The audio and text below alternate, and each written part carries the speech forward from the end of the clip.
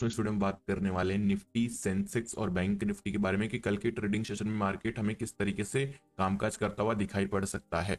कल के यानी कि आपको थर्सडे के ट्रेडिंग सेशन की मैं बात कर रहा हूं। दोस्तों अगर आप देखोगे यहाँ पर आज के दिन पे बैंक निफ्टी की मंथली एक्सपायरी थी, लेकिन मैं कहूँ कि इससे अच्छा एक्सपायरी ना ही हो तो ही अच्छा है। क्यों मैं ऐसा कह रहा हूँ? ये बैंक निफ्टी का चार्ट है और ये 1 मिनट का चार्ट है। एक बार कैंडलस्टिक पैटर्न को देखिए जरा आपसे, गौर से देखिए कैंडलस्टिक पैटर्न को। मतलब कि इतना ही बुरा हाल था मार्केट में, वॉल्यूम का तो पूछो ही मत, वॉल्यूम तो कहीं थी ही नहीं। अब कई लोगों ने कहा होगा कि भाई ट्रेड करना बहुत इजी था। नहीं दोस्त, ऐसे मार्केट में ट्रेड करना बिल्कुल भी इजी नहीं होता। अगर आप इन कैंडलस्टिक पैटर्न को देखोगे तो ऐसा लग रहा है कि जैसे पोलियो हो गया होगा बैंक निफ्टी को, बिल्कुल कैंडलस्टिक पैटर्न बना ही नहीं रहा था। यानी कि यहाँ पर जो है मार्केट में बिल्कुल भी वॉल्यूम नहीं है, ना तो कोई ऊपर ले जाने के लिए तैयार है ना कोई नीचे ले जाने के लिए तैयार है। टोटली जो है एफ अपना वीकेंड पे इंजॉय कर रहे हैं मार्केट को। एफ आई आईज नहीं यार, ऐसा थोड़ी नहीं कि हमारा मार्केट सिर्फ एफ आई आईज के थ्रू ही चलता है। रिटेलर्स का भी कुछ कंट्रीब्यूशन होता है, कुछ डी आई आईज का भी कंट्रीब्यूशन होता है। लेकिन जब से ये देखा गया है कि वीकली एक्सपायरी बंद हुई है बैंक निफ्टी में, तब से वॉल्यूम का बिल्कुल ही भंडाफोड़ हो चुका है। बिल्कुल वॉल्यूम है ही नहीं मार्केट में। अब देखिए जिसने यहाँ पर एक्सपायरी में ट्रेड करने का ट्राई किया, ऑप्शन बाइंग का ट्राई किया, मार्केट ने उसकी ढंग से बैंड बजा दी। बैंक निफ्टी के चार्ट की मैं बात कर रहा हूँ यहाँ पर। सेम अगर मैं निफ्टी के चार्ट की बात करूं तो निफ्टी में क्या है कि थोड़ा बहुत इसमें क्या है कि वीकली एक्सपायरी हो रही है तो इसमें वॉल्यूम हमको देखने को मिलती है। इवन कैंडलस्टिक पैटर्न आप देखोगे तो थोड़ा बेटर देखने को मिलती है कंपेयर टू दी आपका बैंक निफ्टी। सेंसेक्स का देखोगे तो सेंसेक्स में भी ठीक ठाक कैंडलस्टिक पैटर्न बन जाती है, क्योंकि इसकी भी वीकली एक्सपायरी होती रहती है मार्केट। एक बार माई वॉच लिस्ट पे चल लेते हैं। माई वॉच लिस्ट पे देखने की कौन कौन से वो सेक्टर थे जो कि मार्केट को कॉन्ट्रीब्यूशन दे रहे थे चढ़ने के लिए। मेटल सेक्टर में देखोगे तो पिटाई कहाँ कहाँ हुई है। मेटल सेक्टर में पिटाई हुई है। पीएसयू बैंक में ½ % की गिरावट हुई है। मीडिया का कंट्रीब्यूशन रहता नहीं है। आईटी का ½ % की गिरावट हुई, बाकी गिरावट ही वाले इंडेक्स ज्यादा थे।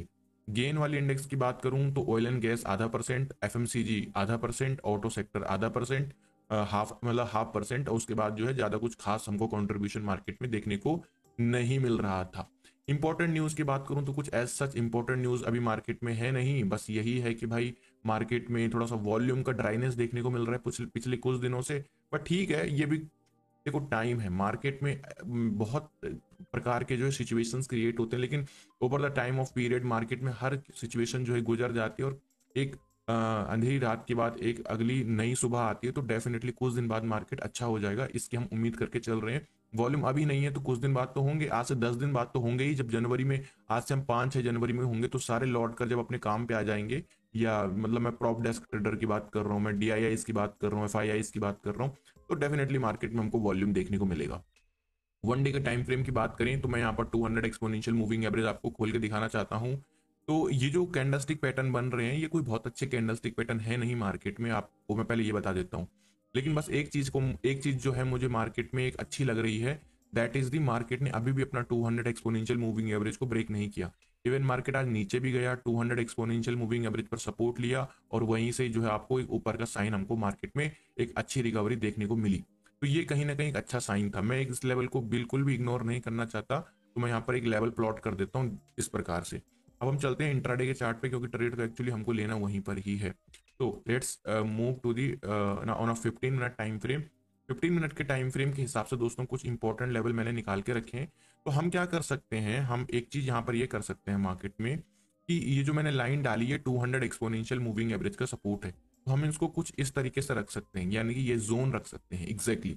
तो अगर इस अकॉर्डिंग मार्केट हमको कामकाज करता हुआ दिखाई पड़ता है दोस्तों, तो हम किस तरीके से ट्रेड करके चल सकते हैं वही लेवल मैं आपके साथ शेयर कर रहा था। और मैं आपको ये भी बोल रहा था कि मार्केट में भी थोड़ा ठीक ठाक पैसा जनवरी में हमको आता हुआ दिखाई पड़ेगा। पूछो क्यों? पहली बात तो हमारे 1 फरवरी के दिन जो है, 1 फरवरी या 2 फरवरी के दिन क्या होने वाला है, हमारा होने वाला है दोस्तों पर बजट।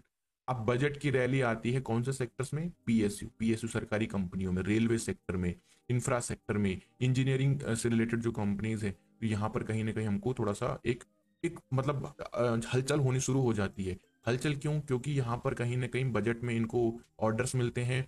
और दूसरी चीज, जो आपके डीआईआईज होते हैं, 25 मैंने बताया था 25 से लेके 30 तारीख को लोगों की अच्छी खासी एसआईपी का बिग अमाउंट जो है डीआईआईज के पास चला जाता है। तो ये पैसा अपने पास रख के तो कुछ करेंगे नहीं, अपने पास रखेंगे तो लोगों को रिटर्न कहाँ से देंगे? तो ये पैसा एक्चुअली जाएगा कहाँ? ये पैसा जाएगा आपका मार्केट में। तो ये पैसा भी मार्केट में आ जाएगा। बजट वाली रैली भी, तो एफआईआईज भी खरीदना शुरू कर, उनको वो क्या करते हैं, अपनी जो इनकी रेटिंग होती है, रेटिंग एजेंसीज होती हैं जिनके बारे में आप सुनते हो कि भाई सीएलएसए ने ये कंपनी पे डाउनग्रेड कर दिया, और जेफरीज ने इस कंपनी को अपग्रेड कर दिया। तो ये लोग भी क्या करते हैं, रिसर्च करते हैं कि किस कंपनी के रिजल्ट अच्छा आ रहे हैं, किस कंपनी को ऑर्डर्स मिल रहे हैं, उस पर जो है अपनी खरीदारी शुरू करते हैं। ये मतलब पूरा कंपनी में नहीं, एक्चुअली पूरे सेक्टर्स में खरीदारी शुरू करते हैं। तो कहीं ना कहीं अच्छा खासा पैसा मार्केट में आता हुआ दिखाई पड़ सकता है इन कमिंग डेज। ओके, फिलहाल के लिए अगर आप परसों थर्सडे है, निफ्टी की एक्सपायरी भी है, उस चीज को भी ध्यान में रखना। इंपॉर्टेंट लेवल जो आपका रहने वाला है दैट विल बी 23,650। 23,650 का जो लेवल है दोस्तों, it is a very very important level. अगर इस लेवल पर मार्केट हमको एक सपोर्ट लेता हुआ दिखाई पड़ता है, डिप मारता हुआ दिखाई पड़ता है 23,650, तो ये हमारे लिए क्या रहने वाला है, एक बाइंग लेवल की तरह मार्केट में काम करने वाला है। ठीक है, ओके। तो आई होप कि आपने इसको नोट डाउन कर लिया होगा। मैं सेलिंग लेवल की बात करूं तो दैट इज दी 23,900। तो अगर मार्केट एक बार 23,900 यानी कि इंपॉर्टेंट लेवल है, ये आपका बहुत ही ज़्यादा इंपॉर्टेंट है। प्रीवियसली मार्केट ने इस जगह पर सपोर्ट लिया था, तो एक रिकवरी आई थी, सपोर्ट लेके फिर से रिकवरी आई थी, सपोर्ट लेके रिकवरी आई थी, फिर रजिस्टेंस बन गया, फिर मार्केट के लिए रजिस्टेंस बन गया। तो आने वाले टाइम पे ये भी मार्केट में एक रजिस्टेंस की तरह एक्ट कर सकता है 23,900। तो अब इसको ट्रेड करने का लॉजिक क्या है, लेट सपोज मार्केट में इस लेवल से एक इंपल्सिव बाइंग हमको आती हुई दिखाई पड़ी, तो ऐसा नहीं कि मार्केट में हमको आते ही सेल कर देना है। हमको कुछ इस टाइप का प्राइस एक्शन अगर देखने को मिलता है कि भाई मार्केट रेजिस्टेंस ले रहा है लेकिन ऊपर नहीं जा पा रहा, और एक रेंज बना के फिर उस रेंज के नीचे निकल रहा है कुछ इस तरीके से, like this, just like this, just like this, तो हम यहाँ पर एक सेलिंग पोजीशन बना सकते हैं जिसमें हम एक अच्छे खासे टारगेट डाउन साइड के लिए रख सकते हैं इस लेवल पर। तो ये रहा आपका पहला सेलिंग लेवल।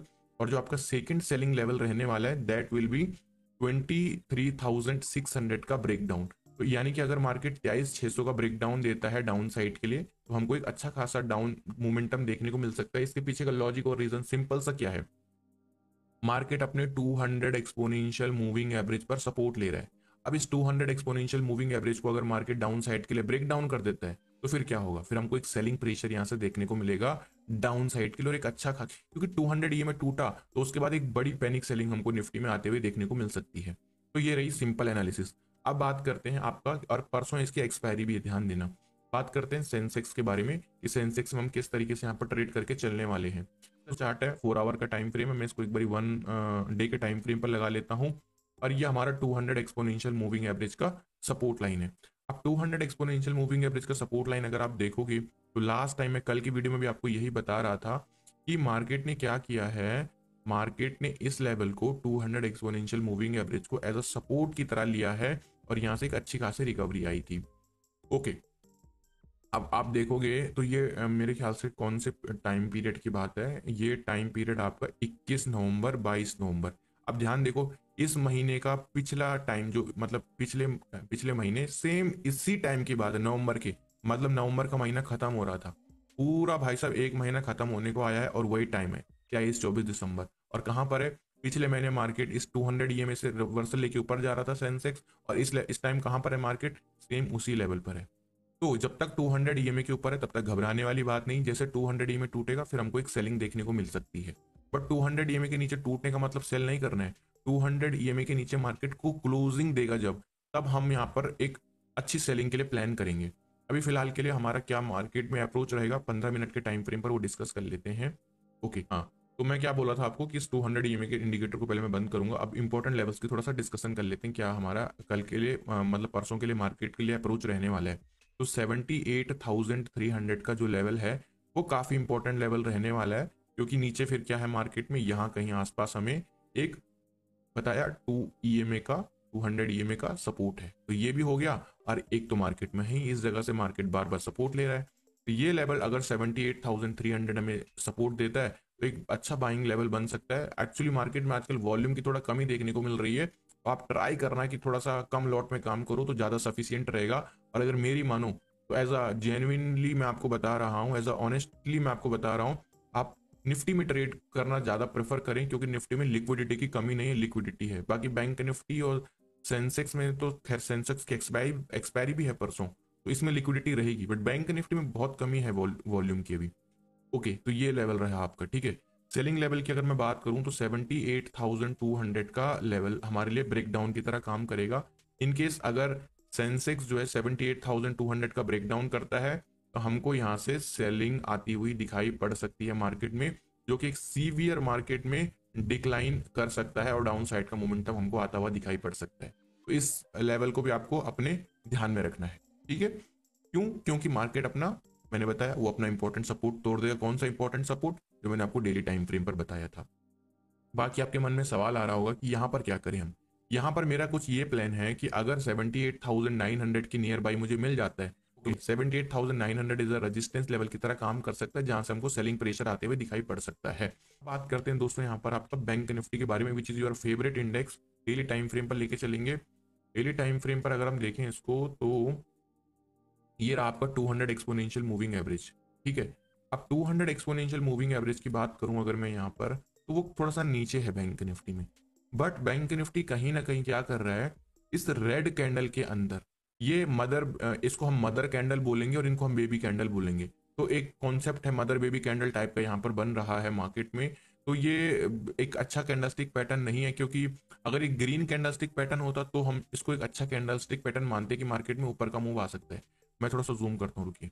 ये देखिए आप, ये कोई अच्छा कैंडलस्टिक पैटर्न नहीं है, बिकॉज ये रेड कैंडल के अंदर कैंडल्स बनते जा रहे हैं। तो जितने रेड कैंडल के अंदर कैंडल बनेंगे वो अच्छा साइन नहीं है, उसका मतलब मार्केट नीचे आ सकता है। अगर ये ग्रीन कैंडल के अंदर बन रहे होते तो फिर एक हम मतलब अपसाइड का मूवमेंटम एक्सपेक्ट करके चल सकते थे। अब बात करें थोड़ा सा इंट्राडे चार्ट्स पे कि इंट्राडे के चार्ट्स पर क्या हमारा गेम प्लान रहने वाला है। 15 मिनट के टाइम फ्रेम पर हम चलने वाले हैं। सो दोस्तों, let me just show you guys, this is the 15 minute time frame of a bank Nifty chart.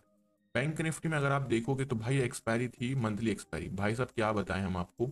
इतना गंदा मोमेंटम, इतना गंदा साइडवेज की पूछो मत। वीक बन रही थी बस, वॉल्यूम नहीं। दरअसल वीकली एक्सपायरी जब से बंद हुई है, वॉल्यूम की बड़ी खासी कमी हमको देखने को मिल रही है मार्केट में। पहले पहले क्या होता था कि एक्सपायरी होती थी तो एक्सपायरी के दिन मार्केट एक साइडेड मूव दे देता था लास्ट में क्लोजिंग के टाइम पे। अब तो वैसा भी नहीं हो रहा है।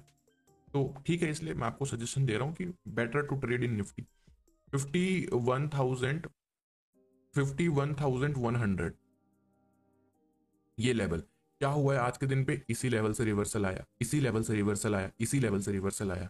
तो ये लेवल हमारे लिए एक इंपॉर्टेंट लेवल की तरह, as a dip buying level कह लो या फिर एज अ स्काल्पिंग की तरह हम कह लो, इसको मार्केट में एग्जीक्यूट करने वाले 51,100 के लेवल को।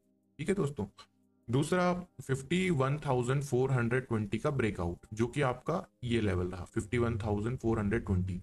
ये लेवल के ऊपर अगर हमको ये बैंक निफ्टी जाता हुआ दिखाई पड़ सकता है, ब्रेकआउट देता है, तो हम डेफिनेटली ट्रेड करेंगे, जिसमें हमारे टारगेट होंगे 51,600 के और 51,700 के टारगेट हम यहाँ पर रखकर चलने वाले हैं।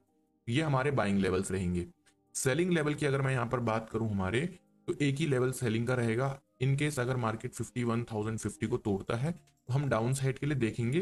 रीजन मैं आपको उसका बताता हूँ, तब ब्यूटीफुल रीजन है, बिकॉज मार्केट ने अपना ये वाला गैप एरिया पेंडिंग छोड़ रखा है। तो अगर 51,050 टूटता है तो मार्केट क्या करेगा, मार्केट अपने गैप को यहाँ पर फिल करने के लिए डाउन आ सकता है।